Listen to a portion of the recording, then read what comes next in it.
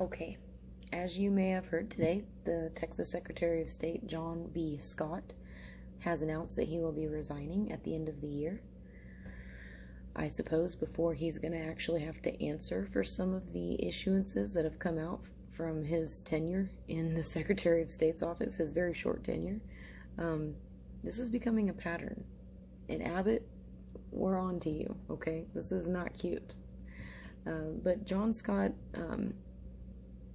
he was only there for a short while. I don't blame the man for resigning, and you'll see why. I'm going to go over some of the items that may have been the cause of him choosing to resign rather than face scrutiny over some of these issues.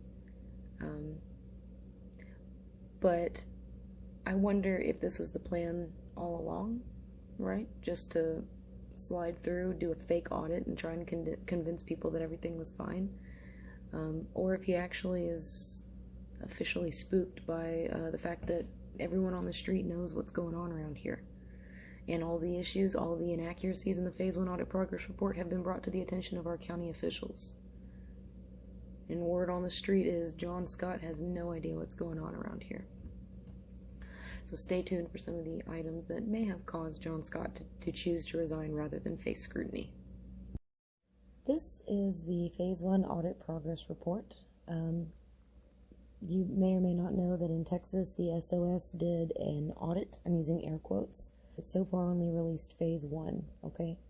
And it's less than impressive. Let me show you why. Okay, so they did Collin, Dallas, Harris, and they did Tarrant. Okay, this is my county, Tarrant, right here. So let me show you. First column here, right here, are precinct. That's the precinct numbers, okay? And these are the totals reported for those precincts, okay? There's the mail ballot electronic count, mail ballot hand count, because they recounted by hand to compare to the electronic totals to make sure everything looked good, early voting in-person electronic count, early voting in-person hand count, election day electronic count, election day hand count. Count discrepancy 0. Everything's perfect, right? That's what's been reported. Right off the bat, you see that these last 3 counties had nobody show up on election day. They had thousands of people voting by mail and in person during the early voting, but by election day, they were all done. So that's weird. That's suspicious. So here's the railroad commissioner's race by precinct. Okay, so this is in 1061. You see this right up here, 1061. We're looking at that because that's the first one reported right here. Okay, so what we need to do at this point is just add these numbers up, the totals that they're reporting for each category, the mail ballots, early voting in person, and election day in person. So let's do that. We're going to do, let's see, 17 by plus 103 plus 594, because that's what's being reported for the first row for 1061, precinct 1061 in Tarrant County for the railroad commissioner's race. 17 plus 103 plus 594. Let's just see what that is. 17 plus 103 plus 594. That turns out to 714, okay? 714 votes for the railroad commissioner's race for Tarrant County's precinct 1061. Now let's just jump over to the precinct cumulative report and look. So we're in 1061, you see. This is railroad commissioner. Let's see for absentee voting. Okay, 17, that's what it's reporting. But hang on a second. 172, yeah, interesting. Well, that's a bit off from 714, isn't it? Hang on a second. So this is 1061 railroad commissioner's race, right? 594, wait. Interesting, right? So those numbers don't add up for 1061. Let's try 1460. Let's go over here.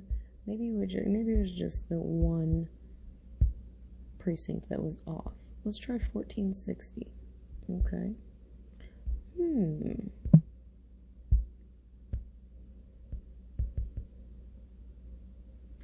Here we've got railroad commissioner right here.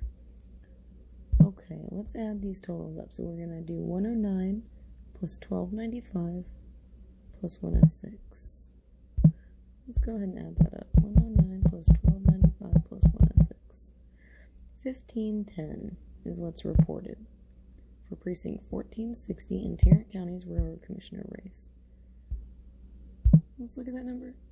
1510. Well, wait just one second. The total down here is reported at 1716. Okay, but let's look over here. There's also a zero count discrepancy reported here. Huh. Interesting. Let's try 2381. Okay. Let's just try 2381. Go. Railroad Commissioner. Right here. Okay. Total 385 votes total for that precinct for Railroad Commissioner. 2381. They're showing 437. Wait a second. 437 just for election day. Hang on. But election day here showing a lot less. Interesting. Let's just add up 14 plus 287 plus 437.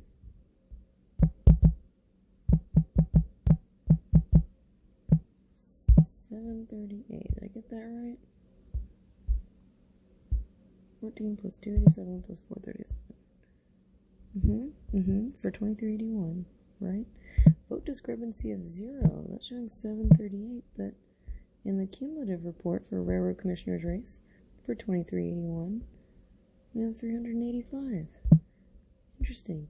How none of the precinct totals from the Secretary of State's Phase 1 Audit Progress Report add up to the reported totals for the Railroad Commissioner's race from the Tarrant County Precinct Cumulative Report. Isn't that interesting? Do you think John B. Scott can explain that one? If he can, why hasn't he? So the best part about this is that the reason why these totals don't add up is because of Tarrant County's participation in the county-wide polling place program, but is the cause of the SOS's inability to audit our own elections. Even the Secretary of State cannot audit Texas elections properly because of everything that they've put into place, because of everything that Keith Ingram has authorized, and he and his complicit cohorts in the state legislature making legal what was once illegal, voting out of precinct. That has screwed our ability to audit our own election results, along with several other items that Keith Ingram has authorized. Let's review. Here is a Secretary of State Election Division Advisory Code stating that no voting system shall be connected to any exterior communications network, including a connection to the internet. However, the Secretary of State John Scott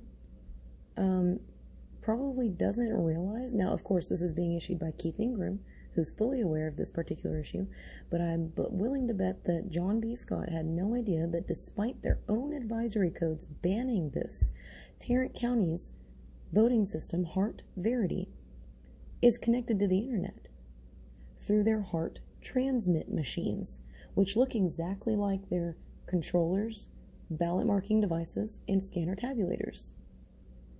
Except the transmit machines have a modem inside and are connected to the internet and are able to transmit results wirelessly from polling locations back down to central count. They sure are. John B. Scott can't answer questions like this. You know why? Because that guy's just a figurehead. It's really Keith Ingram, Director of Elections, who's calling all the shots, isn't it? Here's another example of our inability to audit our elections properly because of the Secretary of State and some of their shenanigans. The same advisory code, SOS Elections Advisory 2019-23, highlights that the Secretary of State does not allow for the counties to print early vote result tapes. They claim that they'll be printed later at the central counting station, though I am a personal witness to my election administrator, Hyder Garcia, in Tarrant County, being authorized to not produce the tapes at all by Christina Adkins, Keith Ingram's underling.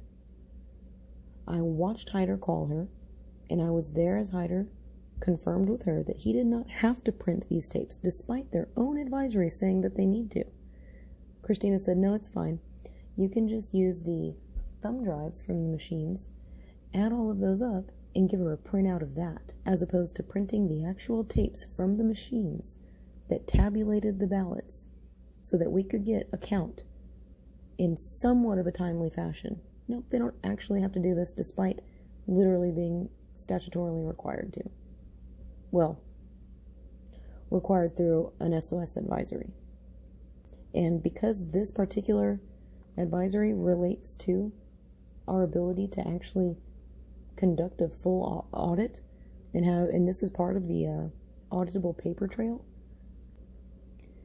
Here's a third example of our inability to audit our own elections based on a totally unlawful SOS advisory code, the ballot numbering requirements. Election law in Texas says that our ballots are to be prepared by being numbered consecutively beginning with the number 1 in order to track and this is accurate right here, in order to track and account for the total number of ballots used in an election, how they were used, in what locations, and account for the ballot stock that was unused. Okay? And any ballots used in a Texas election must be numbered consecutively beginning with the number 1. Period. That's all the law says. This second issue right here, this number 2, numbered so that a specific range can be linked to a specific polling place, that is inherent to them being numbered consecutively beginning with the number 1, because that's how you divvy them up from polling place to polling place. Okay? Now watch. This is what they've authorized right here. That you can follow the law and use pre-printed, hand-numbered ballots on blank stock, or you can use the machines to add a number to the ballot, which is totally unlawful, is not authorized anywhere in state statutes. This ruins our ability to audit our elections, to audit our actual ballots. In addition to the alpha code, each polling place will print a randomly generated serial number between 1 to 99,999 on the card. Each polling place will print a randomly generated serial number. That is not lawful. That is not auditable. Absolutely not. And we're not even voting in precinct anymore, so these are totally random. There could be multiple ballots with the same number tied to them. System will generate a report showing which ballots, based on their serial number, were used at each location. They are not retaining that report with the election records. Not for heart anyways. This totally removes our ability to track and audit the actual precinct returns. How many were used, how many were not used. It's very difficult to insert a fraudulent ballot into a pre-numbered set of ballots. That's difficult to do. But randomly numbered ballots, cast anywhere in the county, not even limited to precinct, much easier to fraudulent. Maybe those are a few of the reasons why Secretary Scott resigned, as opposed to facing questions, tough questions that he probably can't answer, but that he's responsible for as the appointed Secretary of State of the great state of Texas. I don't know. I'm tired, and I've been wrong before. Maybe it was all part of a plan. Maybe he never intended to actually do anything real. Maybe he was only there to catch a few arrows headed towards Keith Ingram, right? Who apparently everyone in Austin is absolutely terrified of. Keith Ingram, who has reached great heights with the Election Center, otherwise known as the National Association of Election Officials. Sponsored by voting machine manufacturers? I don't know. Do you know?